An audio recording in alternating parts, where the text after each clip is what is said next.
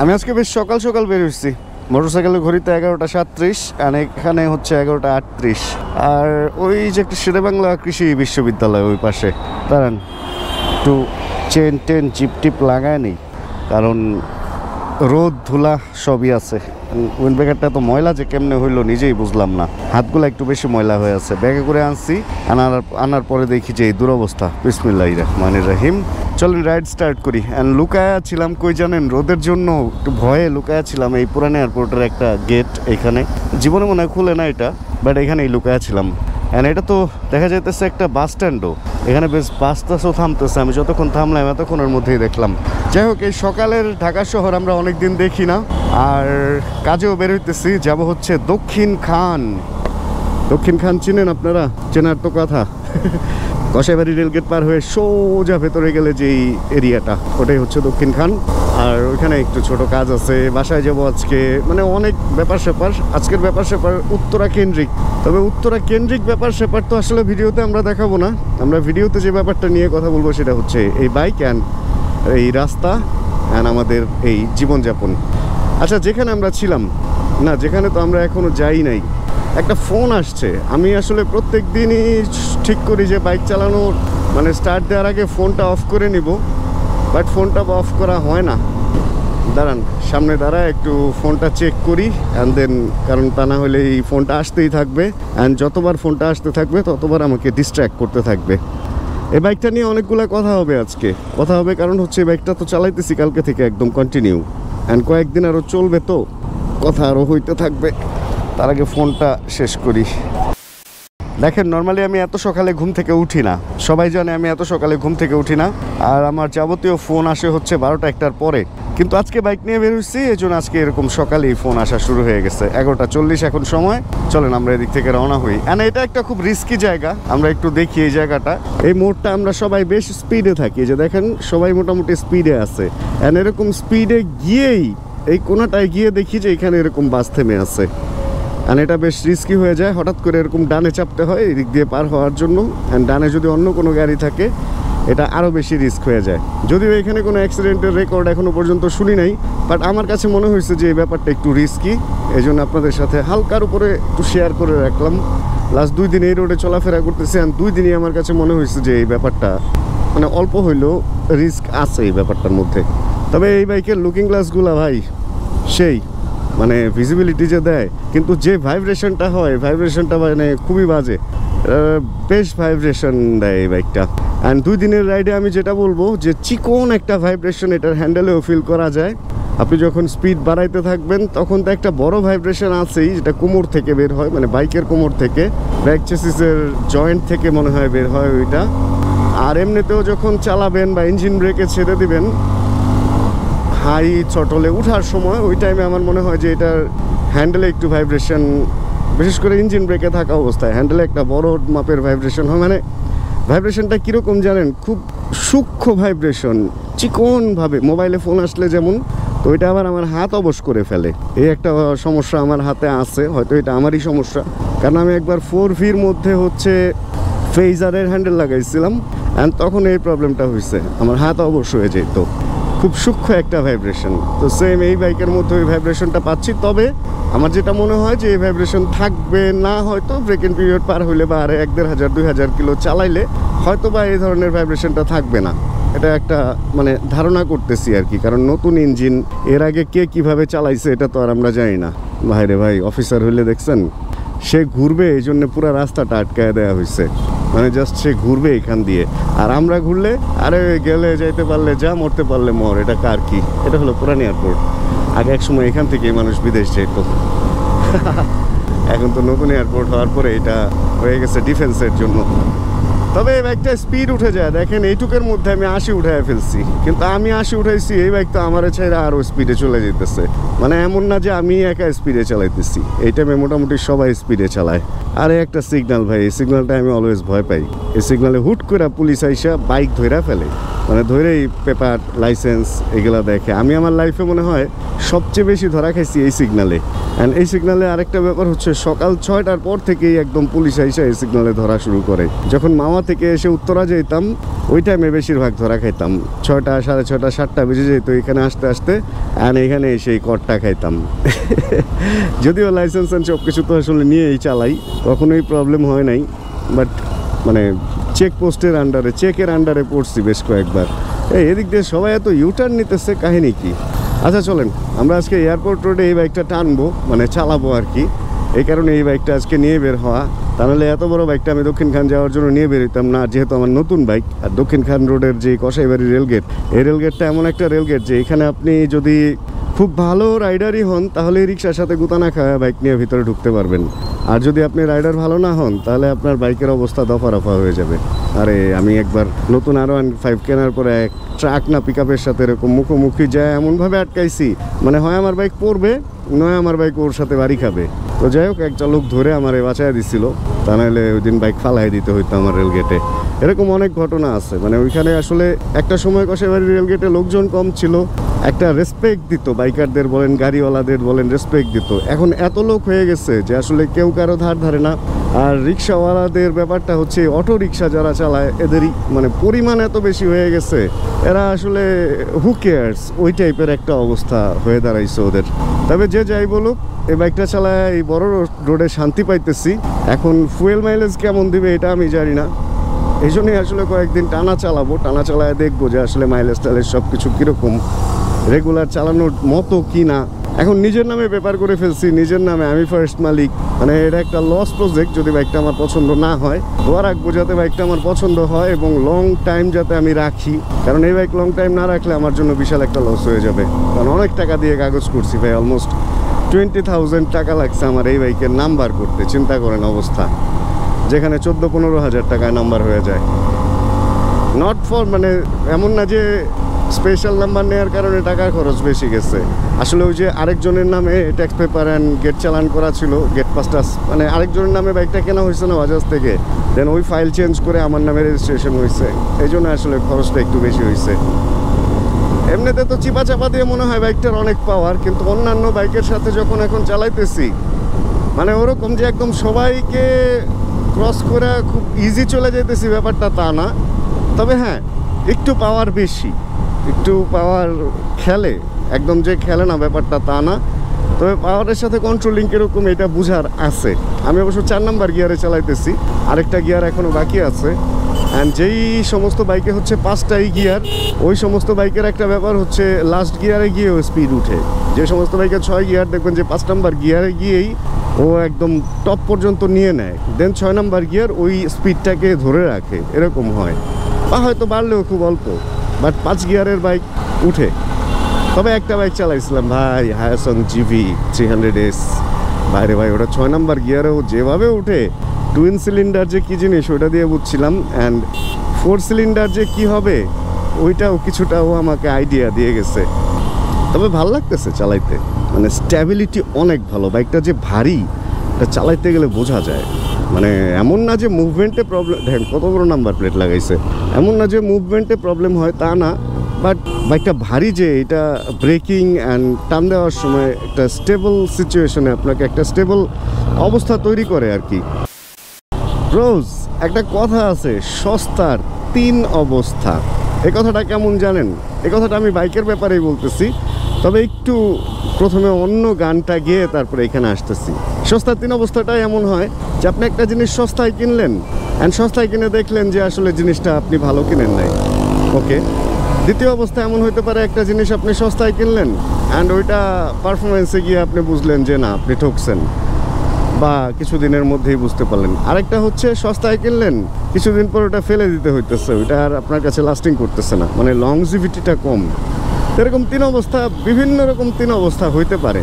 তা আপনি যদি কোনো একটা বাইক কিনেন, ওইখানেও যদি আপনি সস্তা খুঁজেন, অনেক লোক আছে এরকম জীবনে প্রথম বাইক কিনবে, অনেক খুঁজে টুজে সস্তা বাইক কিনে। রাস্তাঘাটে একটা জিনিস দেখবেন যে যেই সমস্ত বাইক সস্তা এবং ওইটার মধ্যে অনেক ফিচার, এগুলোর স্ট্যাবিলিটি অনেক কম। সত্যি কথা কি, দাম যখন একটা জিনিসের কম হবে তখন ওইটার মান যে খুব ভালো হবে তা না, মান ভালো হবে না। উপরে অনেক ভিড়, নিচ দিয়ে যাই, নিচের রাস্তাটাও সুন্দর। তো যখন আপনার একটা জিনিসের দাম কম হবে, অবশ্যই ওইটার জিনিসপত্রের মান খারাপ দেখেই ওটার দাম কম হয়েছে, বা চিপ বা কম দামি বলেই ওটার দাম কম হয়েছে। একটা 125 সিসি বা একটা 80 সিসি, 100 সিসি বা 70 সিসি, 90 সিসির যে বাইকগুলো আছে, এগুলো স্টেবিলিটি কম থাকবে, এটা স্বাভাবিক, একদম স্বাভাবিক, কারণ এটা ওইভাবেই তৈরি হয়েছে, লাইট ওয়েট জিনিসপত্র, চিপ জিনিসপত্র দিয়ে বানানো হয়েছে।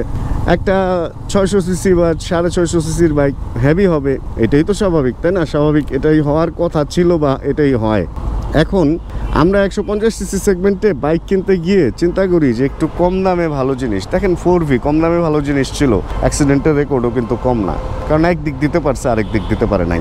আমি একটা খুব সিম্পল একটা বাইকের কথা বলি, কম দামে না বেশি দামে অল্প জিনিস দিচ্ছে, কিন্তু যা দিচ্ছে মানসম্মত। যেমন কেটিএম ডিউক 300, কেটিএম ডিউক 300 যদি আপনি কিনেন, আপনাকে অনেক টাকা গুনতে হবে। একটা অস্ট্রিয়ান কিনলে 5 লাখের উপরে গুনতে হবে 125 সিসির একটা বাইক, কিন্তু কি নাই ওটাতে? 6 গিয়ারের bike, liquid cool engine, DOHC maybe. তো সার্বিক দিক মিলায় ভাই এত টাকা নিতেছে, জিনিসটার মানও ওরকম ভালো দিতেছে, এই হচ্ছে ব্যাপার। তো আসলে সস্তায় একটা জিনিস কিনবেন, ওইটা ভালো হবে না, এটাই স্বাভাবিক। স্ট্যাবিলিটি কম থাকবে। আপনি দেখেন একটা সস্তা বাইক রাস্তায় যখন চলবে, ওটার স্ট্যাবিলিটি অনেক কম থাকে, ও তাইরে নাইরে করতে থাকে। আপনি যখন একটা হেভি বাইক কিনবেন বা একটা দামি বাইক কিনবেন, দেখবেন ওটা স্ট্যাবল থাকবে। একটা ছোট্ট বাইক হোন্ডা এক্সমোশন, দেখেন কি সুন্দর স্ট্যাবল, দামও সেরকম। একটা বিশাল বাইক, থাক নাম বললাম না, আপনারাই নাম বললেন যে অল্প দামে কোন বাইকগুলো আছে বাংলাদেশে 150 সিসি সেগমেন্টের এবং রাস্তায় তাইরে নাইরে বেশি করে। তবে সব আসলে যুক্তিতে খেলে না। যেমন বাজাজ N250, F250 এগুলো যথেষ্ট কম দামে ভালো জিনিস দিচ্ছে, আর আসলে ওই যে সব খেলে না বললেও ভুল হবে। Handle vibration, looking glass vibration, চালাইতে গেলে এটার কোমরে ভাইব্রেশন, এগুলো আছে। এগুলা স্বীকার করেই এই বাইকটা আমার চালাইতে হইতেছে। আচ্ছা, ছোট্ট না তো, ট্রেন তো মোটামুটি বড়ই দেখা যাইতেছে। অ্যান্ড বাইকটা অনেক ভারী, ওই যে রাখতে টাকতে অনেক ওজন ফিল হইতেছে আমার। তবে ফ্রি অনেক কিছু দিছে, সারি গার্ড দিছে, তারপরে হচ্ছে যে এটা দিছে ক্র্যাশ গার্ড সহ কি কাঁপতেছে না, বুঝি না আসলে কিভাবে কি কে জানে। যাক, এখন সুন্দর মতো চললেই হয়, অঘটন না ঘটলেই হয় রাস্তায়। রোদ, এই জন্য ফ্লাইওভারের নিচে দাঁড়াইছিলাম, আর এখানে এসে তো ফাপড়ে আটকায় গেছি, দেখছেন? এই জন্যই মানুষ নিচ দিয়ে যায় না, এই রেল লাইনের ফাপড়ে অনেকক্ষণ সময় নষ্ট হইলো। চলেন, আর এখানে নিচের রাস্তার অবস্থা তো ভেরি ব্যাড, এখানে তো গাড়ির চাক্কায় আটকায় যাবে, বেঁচে পড়ছে। আরে ভাই, এমনি যাইবো না ভাই, না আমি তো যাইতে পারো, আপনার জন্যই দাঁড়াইছিলাম। আমিও স্টার্ট বন্ধ করছি, উনিও উঠায় ফেলাইছে। রেল লাইনের মাঝখানে কি একটা অবস্থা, দেখি কিছু করা যায় কিনা। রেলগাড়ি ভাই, কিছু সাইড করে দেবো?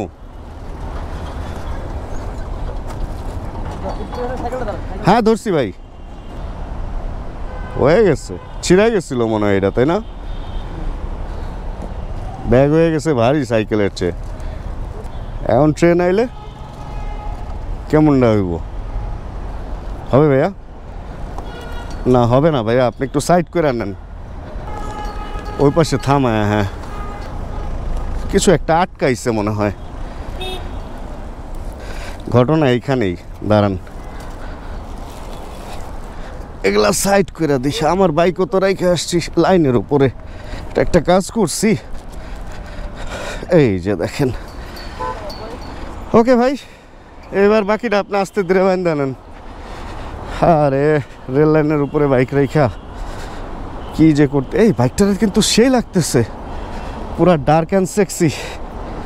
ও ইয়ে, লেটস রাইড। সাইকেলের মধ্যে অনেক কিছু নিয়ে ফেলছে, তো ঝামেলাটা এই জন্যই হয়েছে। যাক, নিচ দিয়ে আইসা যে একটা মানুষের উপকার করতে পারছি, আজকে আমার নিচ দিয়ে আসা এখানেই সার্থক। বাবা রে বাবা, এ কি অবস্থা, তুমুল বাজে অবস্থা। এই নিচ দিয়ে আর আসা যাব না। ঠিক করে না কেন গভর্নমেন্ট? কি দেখে না? রেলওয়ে কর্পোরেশন নাকি রোড অ্যান্ড কি বলে রে, রোডস অ্যান্ড হাইওয়ে, কাদের দায়িত্ব কে জানে? যে এত সুন্দর স্পিড ব্রেকার বানাইছে, ডিজিটাল স্পিড ব্রেকার, কিন্তু ওই জায়গায় তো, এই আমি কোন দিকে যাচ্ছি? ক্যান্টনমেন্টে ঢুকে যেতেছি না তো? হ্যাঁ, ক্যান্টনমেন্টেই মানে ঢুকা প্রায় যাইতেছিলাম নাকি? না না না না, ঠিকই আছি, বরং ওই রোডে গেলেই ওই পাশে চলে যেতাম। মামা ডানে যাবে। ওকে, এই বাইকটা মেন রোডে যখন আজকে চালাইতেছি, তখন ইঞ্জিন সাউন্ড বা সাইলেন্সারের যে সাউন্ডটা, ওই মাফলারের সাউন্ডটা অতটা কানে টের পাইতেছি না। চিপা চাপা দিয়ে চালাইলে মনে হয় যে না জানি কি সাউন্ড, বাট আসলে অত আওয়াজ না। হাই স্পিডে স্টেবিলিটি আছে, আর হাই স্পিডে আসলে যখন হাই থ্রটলে থাকে তখন হ্যান্ডেল ভাইব্রেশনটাও খুব একটা শুনতেছি না বা বুঝতেছি না। বাট হ্যান্ডেলের ভাইব্রেশনটা কখন লাগে জানেন? যখন ফার্স্ট সেকেন্ড থার্ড গিয়ারে প্রথম দিকেই, যে এখন অল্প আরপিএমে চলে তখন। ফোনটা এখনও বন্ধ করি নাই, ফোনটা আবার বাজতেছে। কই যাবো বলেন? এই ফোনের যন্ত্রণায় আমার আর ভাল লাগে না। আমি দেখছি আমার সারাদিনে কোনো ফোন আসে না, বাইক চালাইতে গেলেই শুধু ফোন আসে। বাইকের মধ্যে আমার একটা জ্যামার লাগাইতে হবে, যে বাইক স্টার্ট দেওয়া মাত্রই আমার ফোনটা জ্যাম করে দেন ওইটা নেটওয়ার্ক নাই হয়ে যাবে, এরকম একটা কিছু করতে হবে ভাই। সেই আজকে কি মনে পড়তেছে জানেন? আপনাদের একটা ছোট্ট ঘটনা শোনাই 1 মিনিটে। আজকে মনে পড়তেছে, আচ্ছা ওই আগের ঘটনা কি শেষ করছিলাম? হ্যাঁ মনে হয় কিছুটা করছিলাম। আমরা যে জিনিসটা এই যে কত সালে 2007-8 বা 7-8-এর দিকেই, হ্যাঁ তখন হচ্ছে পালসার 220 বাইকটা বেশ পপুলার ইন্ডিয়াতে, অ্যান্ড বাংলাদেশে সিসি পারমিট ছিল 150। তো কোনো না কোনোভাবে কেউ একজন 220 একটা আনে, আয়না আমারে ফোন দেয়, ভাই 220 তো একটা কিনে ফেলছি। কেমনে কি কিনছে ভাই এত কিছু জানি না, ওই টাইমে আসতো এগুলা টুকটাক 2 নাম্বার পথে আর কি। তো পরে গেলাম 220 দেখতে। পরে 220 যাওয়ার পরে আমরা আসবো উত্তরা, এই রোডেই, এই জায়গাটাতেই আমার মনে পড়তেছে যে এইখানেই ওই ঘটনাটা। মানে 220 আমারে চালাইতে দিছে, অ্যান্ড আমি যে চালাইতেছি পিছনে ওই ভাইরে নিয়া, ভাই ওই ফিলটা আজকে এটা চালায় পাইতেছি। মানে সাসপেনশন, ফিডব্যাক অ্যান্ড সব কিছু 150 সিসির পরে।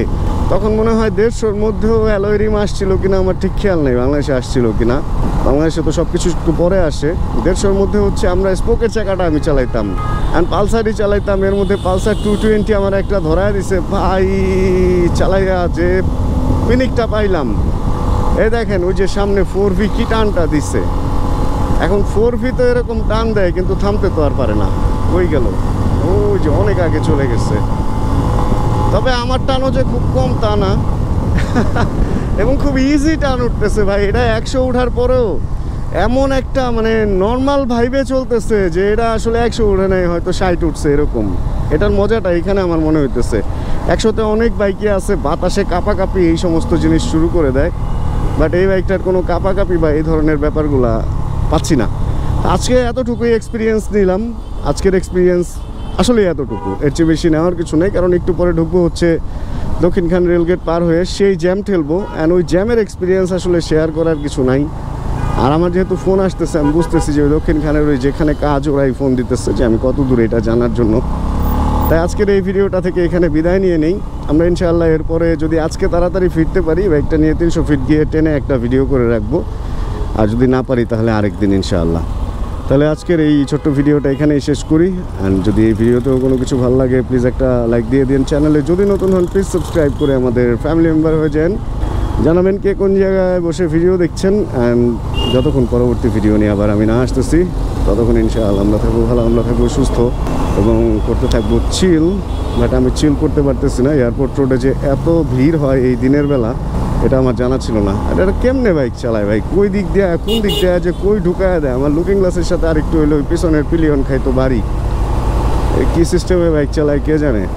ওই যে বলছি না, স্ট্যাবিলিটি নাই। যত কম দামি বাইক চালাবেন তত স্ট্যাবিলিটি কম। আর নতুন নতুন ব্র্যান্ডগুলোর যে বাইকগুলো আসবে, এগুলো যারা কিনবে তাদের জ্ঞানের স্ট্যাবিলিটি কম।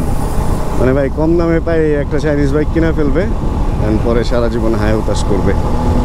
সারা জীবন না, বেশি দিন হাই হতাশ করতে পারবে না, কারণ ওই বাইক বেশি দিন আপনাকে সার্ভিস দিবে না, তার বাকি গ্যারেজে ওটা শেষ।